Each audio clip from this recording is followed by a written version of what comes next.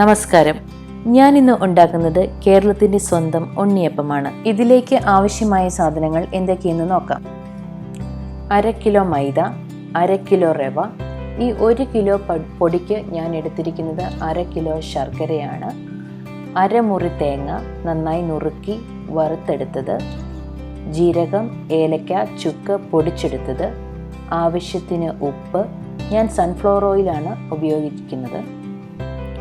ആദ്യമായി എടുത്തു വെച്ചിരിക്കുന്ന 1/2 കിലോ ശർക്കര അത് മുഴുവൻ നന്നായി ഉരുക്കി എടുക്കാം. ശർക്കര നന്നായിട്ട് ഉരുകിയിട്ടുണ്ട്. നമുക്കിത് ചെറു ചൂടോട് കൂടിയിട്ട് റവയിലേക്ക് ഒഴിച്ചു കൊടുക്കാം. ഞാനിത് അരിപ്പ വെച്ച് അരിച്ചിട്ടാണ് എടുക്കുന്നത്, കാരണം ഇതിൽ കരടോ മട്ടോ ഒക്കെ കാണാം. ഇനി ഇത് നന്നായിട്ട് യോജിപ്പിച്ചതിന് ശേഷം കുറച്ച് നേരം ഇതിൻ്റെ ചൂടാറാൻ വേണ്ടിയിട്ട് നമുക്ക് കാത്തിരിക്കാം.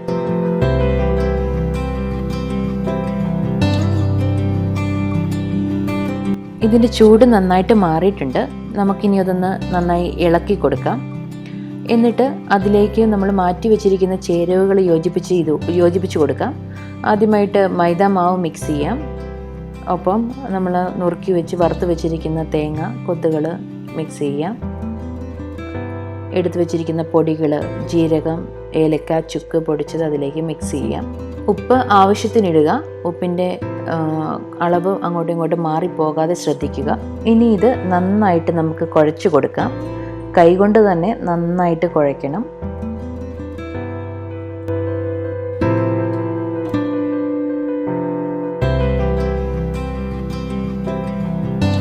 ചേരുവകളെല്ലാം നന്നായി കുഴച്ചെടുത്തിട്ടുണ്ട്.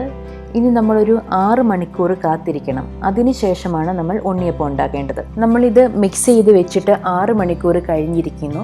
ഇനി നമുക്ക് ആവശ്യത്തിന് വെള്ളം ഒഴിച്ച് ഉണ്ണിയപ്പം ഉണ്ടാക്കാവുന്ന പരുവത്തിലേക്കുള്ള ആ ഒരു മിക്സ് ആക്കി നമുക്കെടുക്കാം. ഉണ്ണിയപ്പം നമുക്കിനി ഉണ്ടാക്കാൻ തുടങ്ങാം. ആദ്യമായിട്ട് ഉണ്ണിയപ്പത്തിൻ്റെ പാത്രം എടുത്ത് വെച്ച് അതിലേക്ക് നമ്മൾ എണ്ണ ഒഴിച്ചു കൊടുക്കാം. ഇനി ഈ എണ്ണ നന്നായിട്ട് ചൂടായിക്കോട്ടെ. ഇതിലേക്ക് നമുക്ക് ഉണ്ണിയപ്പത്തിൻ്റെ മിക്സ് ഒഴിച്ചു കൊടുക്കാം. നമ്മൾ ഒഴിച്ചു കൊടുക്കുമ്പോൾ പ്രത്യേകം ശ്രദ്ധിക്കണം, എണ്ണ നന്നായിട്ട് ചൂടായതിന് ശേഷം മാത്രമേ ഒഴിച്ചു കൊടുക്കാവുള്ളൂ. അതുപോലെ ഈ കാണുന്ന കുഴികളിൽ അകത്ത് നിൽക്കുന്ന രീതിയിൽ വേണം നമ്മൾ അത് ഒഴിച്ചു കൊടുക്കാൻ. അതുപോലെ ഇടയ്ക്ക് തുള്ളിയായിട്ട് വീഴാതിരിക്കാനും ശ്രദ്ധിക്കുക. ഇതിന് കുഴിക്ക് മുകളിൽ കവിഞ്ഞു നിന്നിട്ടുണ്ടെങ്കിൽ അടുത്തിരിക്കുന്ന ഉണ്ണിയപ്പവുമായിട്ടത് ചേർന്ന് നിൽക്കാൻ സാധ്യതയുണ്ട്. അതാണ് ആ കുഴിക്കകത്ത് നിൽക്കണമെന്ന് പറയുന്നത്. ഉണ്ണിയപ്പം നന്നായി പൊങ്ങി വരാൻ തുടങ്ങിയിട്ടുണ്ട്. ഇത് നല്ല മയമുള്ള ഉണ്ണിയപ്പമാണ്. കാരണം അത് മയമുള്ള ഉണ്ണിയപ്പം ആയതുകൊണ്ടാണ് ഇത് എണ്ണയിൽ ഇങ്ങനെ പൊങ്ങി വരുന്നത്.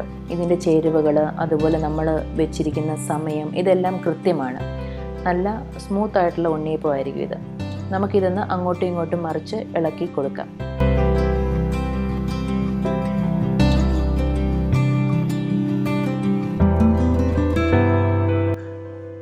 നല്ല ലൈറ്റ് ബ്രൗൺ കളറായിട്ടുണ്ട്. നമുക്കിനി എടുത്ത് മാറ്റിയെടുക്കാം. എണ്ണ വാലാനായിട്ട് വെക്കാം.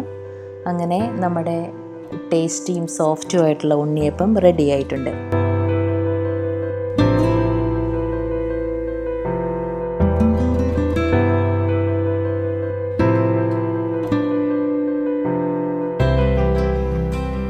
നല്ല മയമുള്ള രുചിയുള്ള ഉണ്ണിയപ്പമാണിത്. നിങ്ങളെല്ലാവരും തീർച്ചയായിട്ടും ട്രൈ ചെയ്യണം. Thank you.